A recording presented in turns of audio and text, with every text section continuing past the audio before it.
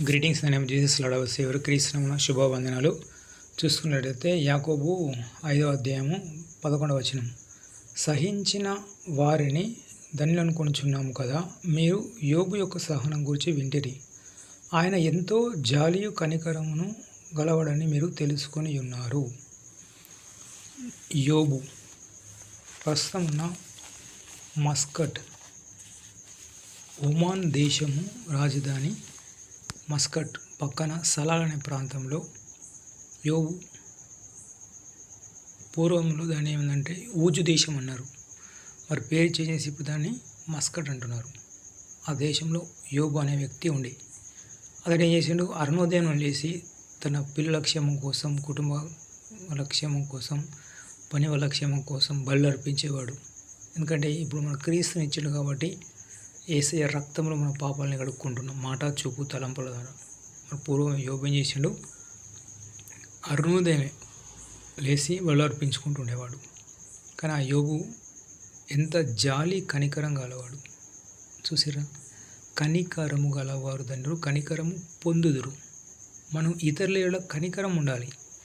యోబు సమస్తం వేని, అతనికున్న పశువులు, అతనికున్న ఒంటెలు, గొర్రెలు, మేకలు, సమస్తమైన ఆస్తి వేంది. ఆ ఊజు దేశానికే ఒక రాజు, అంటే చాలా ధనవంతుడు. అందరికంటే పేదవాడుగా అయిపోయాడు. ఎందుకంటే సాతానుడు, అపవాది, మరి దేవునికి అయిష్టమైంది అతనిలో ఏముందో తెలియదు. అతడు ఎంతో జాలి కనికరంతో మళ్ళీ తన స్నేహితుడు ఎలీఫజరు వాళ్ళందరి క్షేమం కోసం ప్రార్థన చేసినప్పుడు దేవుడు ఏం చేసిండు, అతన్ని మళ్ళీ రెండింతల ఆశీర్వాదం ఇచ్చిండు. అతనికి పుట్టిన పిల్లలు బహు సౌందర్యవతులు, ఆ దేశంలో లేరు. చూసారా, అతన్ని దేవుడు సాధారణ టెస్ట్ అంటే ఆ విధంగా అతని ఆస్తులన్నీ పోయినాయి. అయినా కానీ ఎంతో జాలి కనికరంతో ప్రార్థన చేసి రెండింతలు చేసిండు. కాబట్టి God he wants from you to worship him. దేవుడు ఆదాం ఎందుకు తయారు చేసుకున్నాడు, స్తుతించడానికి. సో దేవుడు నిన్ను కోరేది ఏంటంటే స్తుతించడానికి. దేవునికి ఏమి ఇష్టమట, విరిగి నలిగిన హృదయమే ఇష్టం. ఎవడు దీనుడే వణుకుచుండు, నేను వాడిని దృష్టిస్తున్నా అంటాడు. సో ఈ క్రైస్తవత్వ జీవితంలో మనం ముందుకు వెళ్ళాలంటే, ఫలించాలంటే, మన కష్టాలు పోవాలనుకున్నా, మనం అనుకున్నది కావాలనుకున్నా, మన ప్రతి ఒక్క అవసరత తీరాలనుకున్నా ఏం చేయాలి, విరిగిన హృదయం ఉండాలి, దీనత్వం ఉండాలి. అప్పుడే మనం ఫలిస్తాం, ముందుకెళ్తాం, ఆత్మీయంగా ఎదుగుతాం, అన్నీ ఎదగగలుగుతాం. సో మనం జాలి కనికర హృదయం కలిగి ఉందాం. చాలామంది ఇప్పుడు ప్రపంచవ్యాప్తంగా సండే వచ్చిందంటే ఎంతోమంది కార్లలో ప్రయాణాలు చేస్తారు, దేవుణ్ణి స్తుతించడానికి, గణపరచడానికి, దేవుని వాక్యం వినడానికి. ఆటోలో ప్రయాణం చేస్తారు, బస్సులో ప్రయాణం చేస్తారు, టూ వీలర్లో, సైకిల్లో. మీరు వెళ్తున్నప్పుడు ఏదో ఒక పేదవాడు అట్లా నడుచుకుంటూ వెళ్తాడు.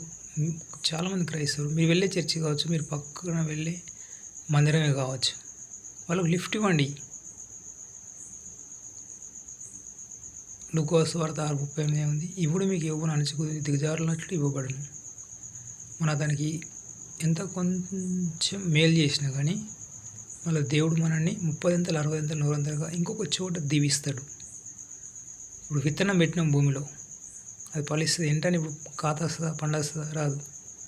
సో మనం మేలు చేయుట యందు విసుకగా ఉందాము. గలతీ పత్రిక మేబీ 6వ అధ్యాయం 9వ వచనం కావచ్చు. అయితే ఈ క్రైస్తవ ఆత్మీయ జీవితంలో మనం ఏం చేయాలి, మేలు చేయుట యందు విసుకగా ఉండాలి. అపోస్తలుడైన పౌలు గలతీకి రాస్తూ ఉంటాడు. కాబట్టి మనం మేలు చేయుట యందు విసుకగా ఉండాలి.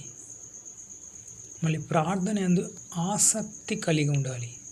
చూడండి, యాకోబు రాసిన పత్రిక 5వ అధ్యాయం 17వ వచనం. ఏలియా మన వంటి స్వభావం గల మనుషుడే, వర్షిపకున్న దాత ఆసక్తితో ప్రార్థన చేయగా 3.5 సంవత్సరములు భూమి మీద వర్షింపలేదు.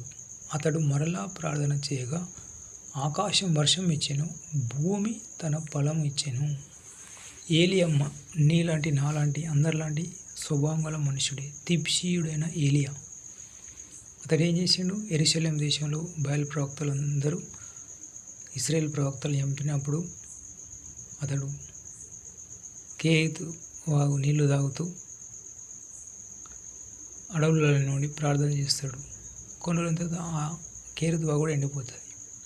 అతడు ఏ విధంగా ప్రార్థన చేస్తాడు? ఆసక్తితో ప్రార్థన చేస్తాడు.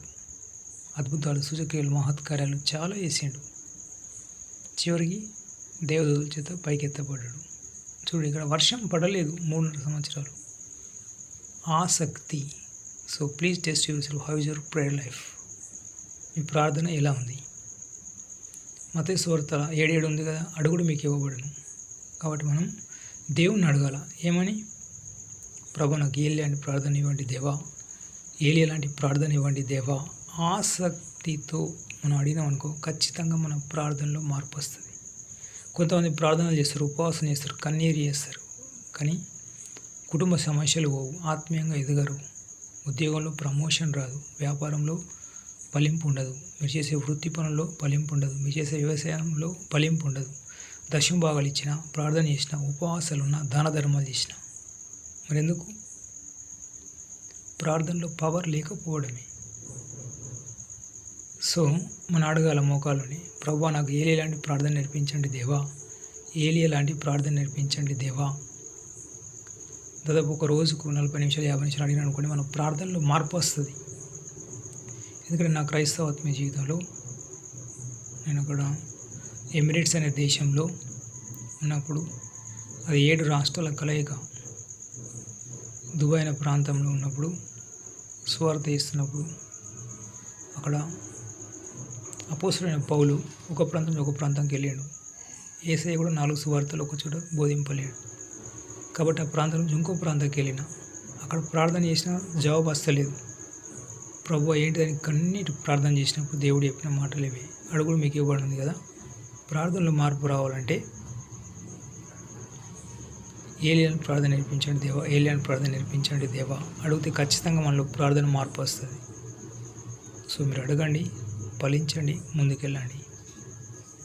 God bless you. Have a nice day. So మనం పాజిటివ్గా చూడాలి, మన కళ్ళతోటి పాజిటివ్గా మాట్లాడాలి, పాజిటివ్గా తలంచాలి. మళ్ళీ చెప్తున్నానండి, పాజిటివ్గా మాట్లాడాలి, పాజిటివ్గా చూడాలి, పాజిటివ్గా తలంచాలి. కీర్తనదారుడు 1వ అధ్యాయం ఉందిగా, దుష్టులు ఆలోచన చెప్పున నడవక, ఆలోచనలో పాజిటివ్ ఉండాలి. Okay, god bless you. Have a nice day. మీరు కోరుకున్నది వస్తుంది. Praise the lord.